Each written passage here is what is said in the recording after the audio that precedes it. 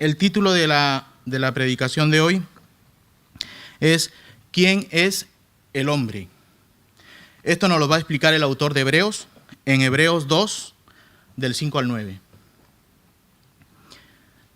Hebreos 2, del 5 al 9.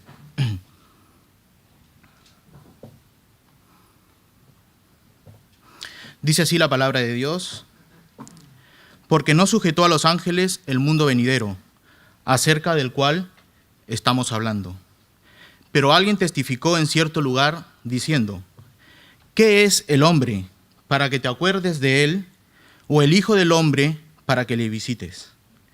Le hiciste un poco menor que los ángeles, le coronaste de gloria y de honra, y le pusiste sobre las obras de tus manos. Todo lo sujetaste bajo sus pies, porque en cuanto le sujetó todas las cosas, nada dejó que no sea sujeto a él. Pero todavía no vemos que todas las cosas le sean sujetas. Pero vemos a aquel que fue hecho un poco menor que los ángeles, a Jesús, coronado de gloria y de honra, a causa del padecimiento de la muerte, para que por la gracia de Dios gustase la muerte por todos. Bueno, en la predicación de hoy solamente va a estar dividido en dos puntos, que el primero será el hombre. Dentro de este encabezado estará dividido por dos subtítulos, que será la necesidad humana de Jesús y la necesidad divina de Jesús. Y el segundo encabezado será que Jesús es mayor que el hombre. Como le digo, el mismo autor de la carta de Hebreos nos va a responder a esa pregunta que es el título: ¿quién es el hombre? Ahora, hoy seguimos con la predicación expositiva a la carta a los Hebreos. Ya hemos visto en los capítulos anteriores cómo Dios hoy en día nos sigue hablando por medio del Hijo mediante la predicación de la palabra del Evangelio, que es poder de salvación. Vimos que el Hijo es mayor que los ángeles. Una vez como cristianos debemos cuidar nuestro caminar en Cristo. Lo vimos en la predicación anterior que expuse, cómo debemos cuidarnos en el camino del Evangelio, sin descuidar esa salvación tan grande, ¿no? Esto no significa perderlo, para nada, sino más bien cuidarlo, amarlo, protegerlo, no desviándose del camino. No descuidamos la salvación tan grande que Jesús dio, porque Jesús dio su vida por nosotros. Nosotros lo cuidamos porque Jesús dio su vida.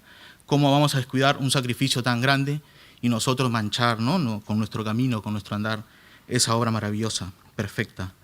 Ahora, continuamos donde el autor nos muestra a un hombre completamente Dios y completamente hombre, a diferencia de nosotros los mortales. Y esto me hizo recordar a un cuento. Los niños y ya los adultos también van a recordar este cuento, que es el príncipe que fue convertido en sapo y necesita el beso de una princesa. Bueno, necesita el beso de la princesa para regresar a ser príncipe, a su trono y estar con ella. Este cuento es imperfecto para compararlo con lo que vamos a hablar sobre hoy de las dos naturalezas de Cristo. Es imperfecto, nada se va a comparar no hay nada explicable, no podemos explicarlo, pero se asemeja, ¿no? a eso, ¿no?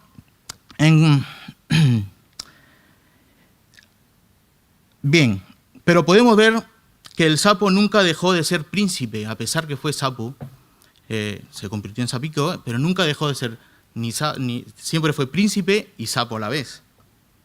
Bueno, pues veremos que el Hijo, Dios y hombre, siempre ha sido Jesús, siempre ha sido el Hijo y siempre ha sido Dios a la vez, ¿no? Veremos a Jesús muerto, resucitado, glorificado y centrado en el trono. Una vez que el príncipe vuelve con el beso a ser, el sapo es príncipe, regresa a su trono, Jesús también regresa al trono, ¿no? Como ya dije, esta explicación es imperfecta, es un cuento, pero lo de Cristo es real. Entonces, en mi primer encabezado veremos al hombre. Esto será del versículo 5 al 8. Perdón.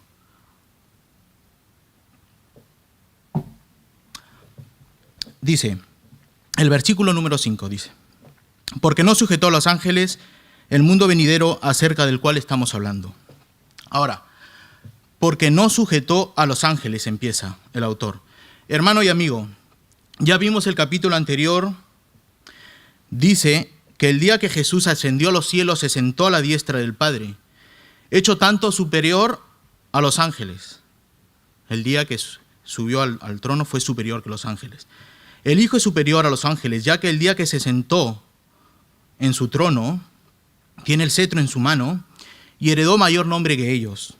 Entonces, hermano y amigo, Dios encarnado, hecho hombre, que ascendió a los cielos y fue sujetado toda autoridad en la creación y en lo espiritual.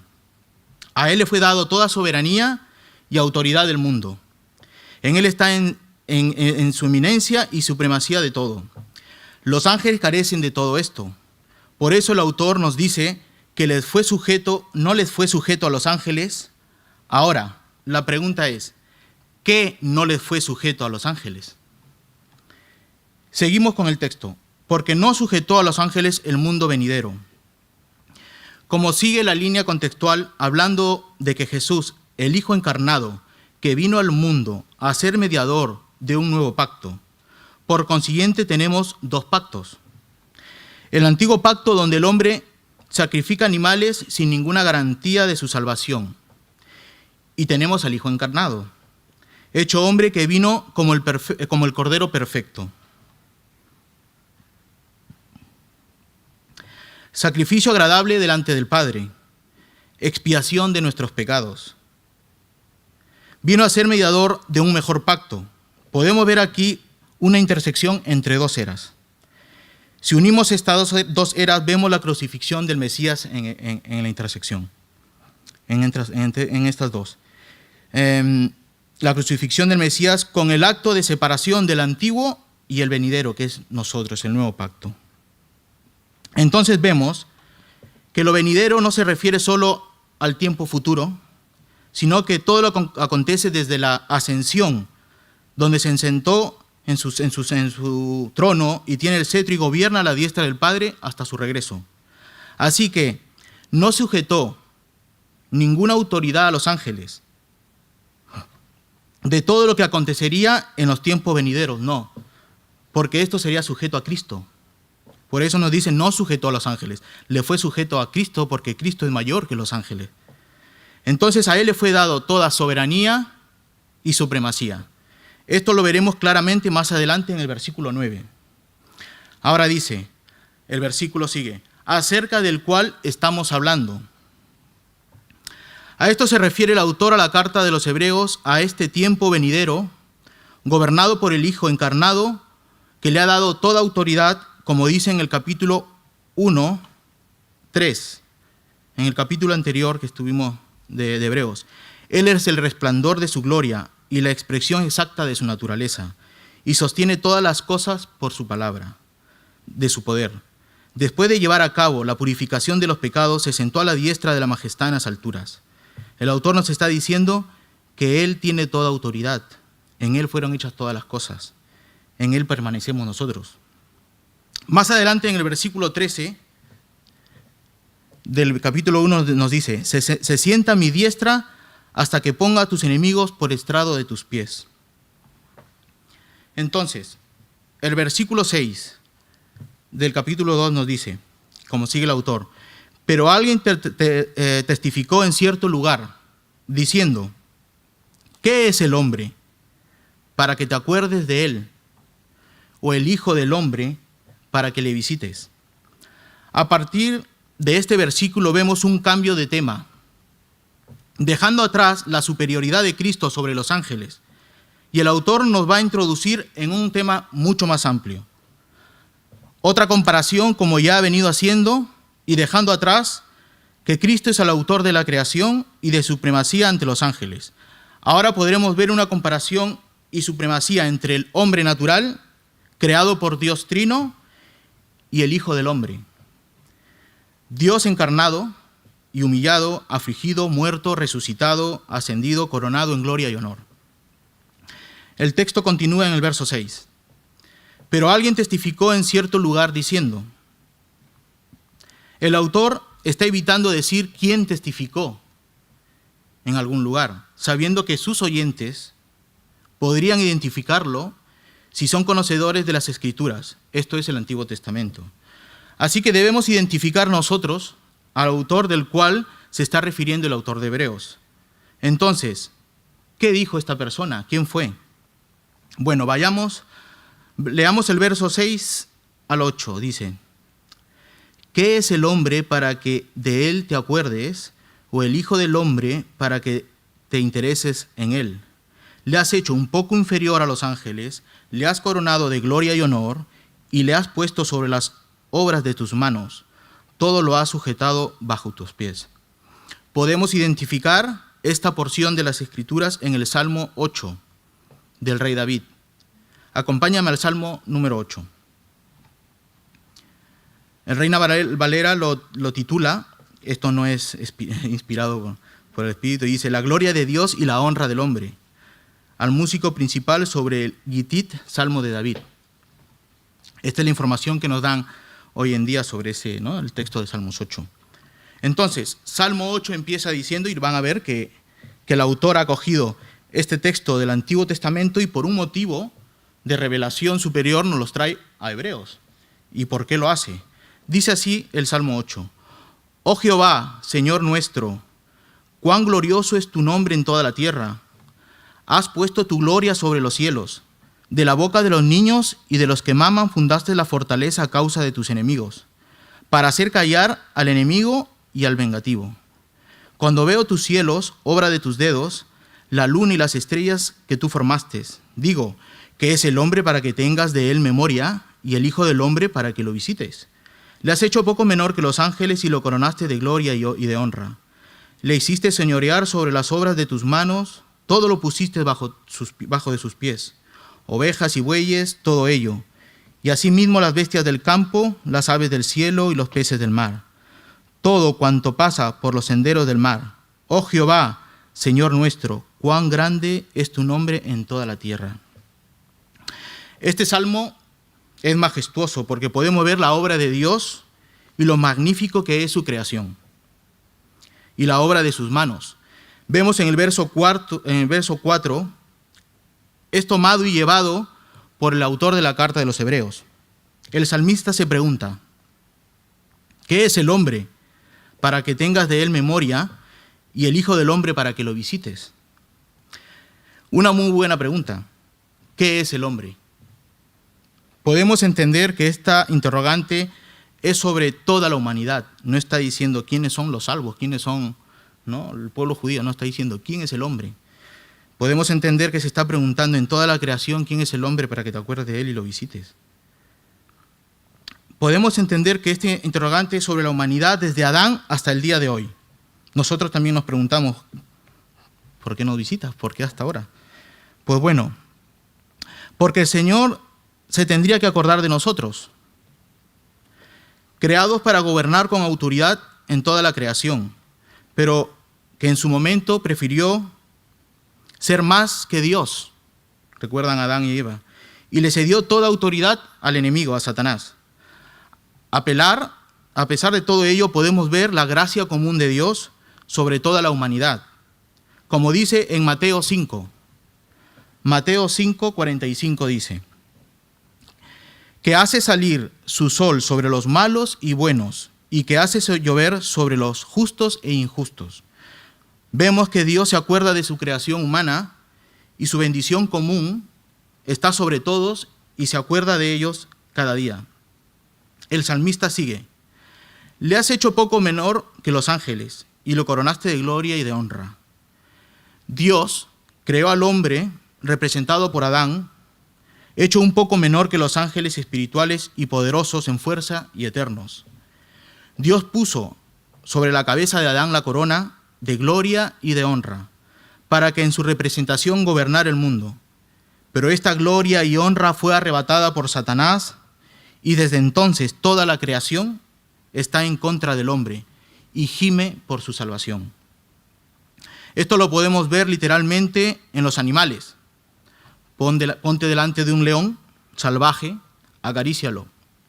Verás que no es un lindo gatito. Los que tienen gatitos se darán cuenta. El león te va a devorar, te va a comer. Vemos que la creación está en contra nuestra. Así es, toda la creación necesita de un redentor tanto como nosotros. Pero en este salmo hay términos que podemos deducir que es un salmo mesiánico. Compararemos ahora no con el hombre imperfecto y pecador, sino más bien con el Mesías, el ungido, Cristo, el Hijo encarnado y humillado, Dios hecho hombre y, como dice el verso, el Hijo del hombre. Recordemos que toda la creación fue hecha por y para el Hijo, la segunda persona de la Trinidad. Dice el Salmo: ¿qué es el hombre para que tengas de él memoria, y el Hijo del hombre para que lo visites? ¿Qué es el Hijo y el Hijo del hombre? En Hechos 7:56, si me acompañan, Hechos, versículo 7, capítulo 7, versículo 56.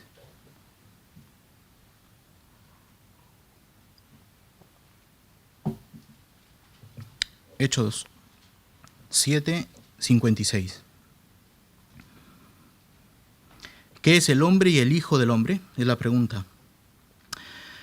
Y dijo: he aquí veo los cielos abiertos y al Hijo del hombre que está a la diestra de Dios. Muy bien, ya hemos visto que en el capítulo 1 de Hebreos, que Jesús ascendió a los cielos. ¿Te das cuenta en Hechos? Ascendió a los cielos y se sentó a la diestra del Padre. Veo los cielos abiertos y al Hijo del hombre que está a la diestra de Dios. Jesús ascendió y se sentó a la diestra del Padre. Este salmo es profético, también es mesiánico, refiriéndose exactamente a Jesús hecho hombre. Estábamos hablando del Salmo 8. Dios no se quedó quieto, inmóvil, sino que sigue con su plan trazado. Dice el verso que se acordó del hombre y de su creación, enviando al Hijo, la segunda persona de la Trinidad, conocido como el Hijo del Hombre, para rescate y salvación de los suyos. Sigue explicándose el autor de Hebreos con su paralelo de los Salmos. En el versículo 7 de Hebreos, del capítulo 2, dice: le hiciste un poco menor que los ángeles, le coronaste de gloria y de honra. Recordemos que el Hijo se encarnó en ser humano, pero sin pecado. Pero por causa de esta encarnación fue hecho un poco menor que los ángeles, porque debía seguir la estela en la creación humana. De esa misma forma era necesario que fuera encarnado verdaderamente hombre, y esto suponía ser menor que los ángeles, pero no por mucho tiempo. Fue coronado en gloria y honor el día que cumplió el Calvario, y correspondido por el Padre por tal acontecimiento único, poderoso, misericordioso, satisfacción del Padre en la obra de la cruz. Es así que Jesús ascendió junto al Padre, se sentó a su diestra, tiene el cetro de su poder en la mano y fue coronado en gloria y honor. Una gloria que le es restituida, ya que como Hijo, la segunda persona de la Trinidad, gozó siempre de esta gloria y de esta honra, pero que en su humillación, que es la encarnación, y el paso por este mundo, no utilizó ninguno de sus atributos. Y hay que tener cuidado con las falsas enseñanzas, que hace unas semanas escuché en una radio, que pululan por ahí diciendo que el Hijo dejó de ser Dios cuando se encarnó. No, completamente no, falso. Esta es una falsa enseñanza y una herejía. El Hijo solo cuando se encarnó, dejó de utilizar sus atributos, no dejó de ser Dios, ya que Él es completamente Dios y completamente hombre. Es verdad que todos los milagros que hizo es imagen de Dios, que se mostró, fue gracias al poder de la tercera persona de la Trinidad, el Espíritu Santo. Todo fue por el Espíritu Santo. Aquí quiero hacer un pequeño paréntesis ahora sobre lo anteriormente dicho, sobre Jesús completamente Dios y completamente hombre. Pero más que nada, no exponer qué significa, porque es muy difícil entenderlo. La única forma de entender completamente Dios, completamente hombre, es que el Espíritu Santo te ilumine. Pero sí vamos a hablar de la necesidad, que eso sí lo podemos entender. ¿Por qué fue necesario la necesidad humana y divina de Dios en la tierra? completamente hombre, al mismo tiempo inseparable, insoluble, siendo Dios. Bueno, primero, la necesidad de su humanidad. Para entender, puesto que el hombre pecó, era necesario que el castigo lo recibiera el hombre. Además, la paga del castigo envolvía el sufrimiento del cuerpo y del alma, en tal forma que solo el hombre es capaz de sufrirlo. Era necesario que Cristo tomara la naturaleza humana, no únicamente con todas sus propiedades esenciales, sino también con todas las flaquezas, a las que está propensa desde la caída, y que de esa manera bajara hasta las profundidades de la degradación a la que el hombre ha caído. Recordemos que Él llevó nuestros pecados. Al mismo tiempo tenía que ser hombre sin pecado, porque uno que fuera pecador y hubiera arruinado su propia vida, ciertamente no podría hacer expiación por otros. Tan solo un mediador como Él, verdaderamente humano, que tuviera el conocimiento experimental de las miserias de la humanidad y que se levantara por encima de todas las tentaciones, podría entrar con toda simpatía a todas las experiencias, las pruebas y las tentaciones del hombre y ser un ejemplo humano perfecto para sus seguidores. Ahora, la necesidad de su divinidad, porque era necesario. En el plan divino de la salvación era absolutamente esencial que el mediador también fuera verdadero Dios. Esto era necesario para que presentara un sacrificio de infinito valor y diera perfecta obediencia a la ley de Dios. Soportara la ira de Dios con propósito redentor, es decir, librar a los que otros de la maldición de la ley, y pudiera aplicar todos los frutos de su trabajo cumplido a aquellos que le recibieran a Él mediante la fe. El hombre con su vida deshecha no puede pagar el castigo del pecado, ni prestar obediencia perfecta a Dios. ¿Puede soportar la ira divina? Si no fuera por la gracia redentora de Dios, la tendríamos que soportar eternamente, pero no podría sobrellevarla de una manera tal cual pudiera abrirse una vía de escape. Cierro el paréntesis para entender las dos naturalezas de Cristo, de Jesús. Ahora vemos, sigue el versículo, ¿no?, de Hebreos.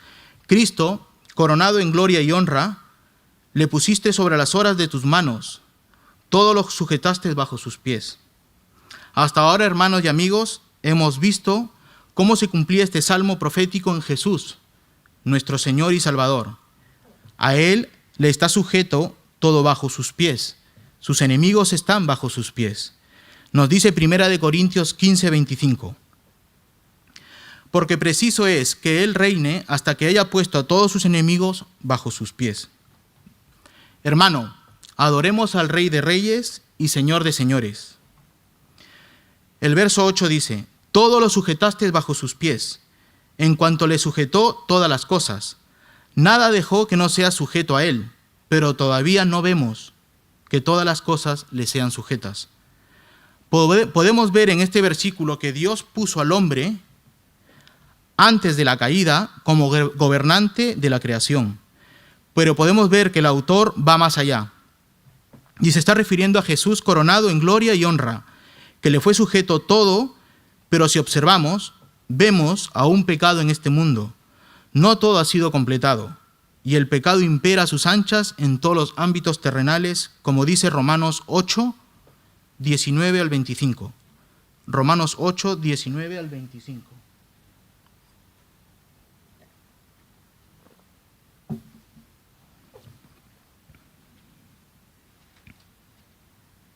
Dice la palabra de Dios en Romanos 8, capítulo 8, versículos 19 al 25. Porque el anhelo ardiente de la creación es el aguardar la manifestación de los hijos de Dios, porque la creación fue sujetada a vanidad, no por su propia voluntad, sino por causa del que la sujetó en esperanza, porque también la creación misma será libertada de la esclavitud de corrupción, a la libertad gloriosa de los hijos de Dios. Porque sabemos que toda la creación gime a una, y aún está con dolores de parto hasta ahora. Y no solo ella, sino que también nosotros mismos, que tenemos las primicias del Espíritu, nosotros también gemimos dentro de nosotros mismos, esperando la adopción, la redención de nuestro cuerpo, porque en esperanza fuimos salvos. Pero la esperanza que se ve no es esperanza, por lo que alguno ve. ¿A qué esperarlo? Pero si esperamos lo que no vemos, con paciencia lo guardamos. Así es, hermano y amigo. Esperamos la segunda venida y regreso, como a mí me gusta llamarle. Más que segunda venida es el regreso del Señor, ya vino la primera vez. Entonces, Jesús nuestro Señor, ahí en ese preciso momento, en su regreso, todo le será sujeto y nunca más imperará el pecado en la nueva creación. En 1 Corintios 15, 27, 28 nos dice, porque todas las cosas las sujetó debajo de sus pies. Se dan cuenta en la comparación con Hebreos. Y cuando dice que todas las cosas han sido sujetas a él, claramente se exceptúa aquel que sujetó a él todas las cosas, al Dios Padre. Pero luego que todas las cosas le estén sujetas, entonces también el Hijo mismo será sujeto a aquel que le sujetó, el Padre, en todas las cosas, para que Dios sea en todo. Una vez que todo sea restituido y todo le sea sujetado a Jesús, también Él se sujetará al Padre, para que el Dios Trino gobierne en todos, como eternamente lo fue, y Dios sea todo en todos. Ahora, mi segundo encabezado, y viene la explicación de lo que nos viene diciendo el autor. Jesús es mayor que el hombre. Y dice el versículo 9, pero vemos a aquel que fue hecho un poco menor que los ángeles, a Jesús, ya nos lo dice, coronado de gloria y de honra a causa del padecimiento de la muerte, para que por la gracia de Dios gustase la muerte por todos. Dice el verso, pero vemos a aquel que fue hecho un poco menor que los ángeles. Es importante que pongamos atención, porque el versículo empieza con un pero. El autor nos quiere ampliar lo antes dicho y nos va a dar luz al respecto. El autor nos dice que vemos a aquel que fue hecho menos que los ángeles y nos preguntamos, ¿quién fue hecho? El mismo autor nos revela que es Jesús. Pero un momento, ¿Jesús fue hecho? ¿Es creado? ¿A eso se está refiriendo el autor? Entonces, ¿a qué se refiere con esa pequeña palabra que puede darnos una mala impresión de que fue creado? ¿A eso se refiere el autor? Pues no. Bueno, por causa de nuestro lenguaje y limitación para expresar este milagro, fue la encarnación del Hijo cuando fue introducido en el vientre de María. En ese momento de su encarnación, está sujeto a una jerarquía menor o inferior que los ángeles, por causa de la naturaleza humana, ya que tendrá que sufrir, morir, ser enterrado. Acompáñame a Filipenses 2:8, para entender esa palabrita de fue hecho. Filipenses 2:8, y dice, estando con apariencia como de hombre, se humilló a sí mismo, haciéndose obediente hasta la muerte. Ahora me pregunto, ¿has leído todo esto sobre algún ángel? No. Pues no, porque eso es el Hijo, se humilló, se encarnó, porque tenía que cumplir con toda la naturaleza humana. Pero no por mucho tiempo. Vimos anteriormente que fue resucitado, ascendió a los cielos junto al Padre, se le dio el cetro de toda autoridad, coronado en gloria y honra, y nadie en la creación entera podía hacer esto. Gloria a Dios. A Jesús, sigue el verso, a Jesús, coronado de gloria y de honra a causa del padecimiento de la muerte. Jesús es coronado en gloria y honra. ¿A causa de qué? Del padecimiento. Hecho para sufrir dolor físico.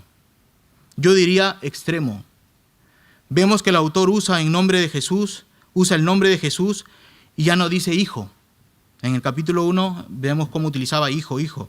Ahora en el capítulo 2 dice Jesús, como en el primer capítulo. Y yo te digo, el nombre de Jesús que se te viene a la mente, porque es lo que el autor quiere que los agentes se les venga a la mente, el nombre de Jesús. Jesús hombre. Cuando el autor dice es Jesús, a su mente les viene el Jesús hombre, que empieza un gran ministerio, corto, pero que resonó más que cualquier campana. Comenzó con una obediencia activa durante esos 3 años de enseñanzas, prodigios, milagros, pero que en el momento preciso fue vendido a traición por un beso. Jesús también obedeció pasivamente el sufrimiento y la crueldad de sus captores, injustamente condenado, llevado al límite de la humanidad, crucificándolo, expuesto al vituperio ahí arriba, pero nadie le arrebata su vida. Él la entrega, porque tú ves a un hombre crucificado y a la vez es un Dios lleno de amor y misericordia, sabiendo que toda justicia debe cumplirse para poder salvar a todos aquellos que se le acercan con fe y arrepentimiento. Él está ahí crucificado voluntariamente. El verso sigue, para que por la gracia de Dios gustase la muerte por todos. Hermano y amigo, Jesús gustó de esta dolorosa muerte. Vaya palabra, gustar, gustar la muerte. ¿Quién quiere gustar de la muerte? Y una muerte tan dolorosa. Una muerte en la cruz, y cuando digo gusto, no me refiero a que Dios disfrutó, Jesús disfrutó de la muerte, no. Sino que experimentó la muerte para que nosotros en Él la experimentemos muriendo al pecado juntamente con Él.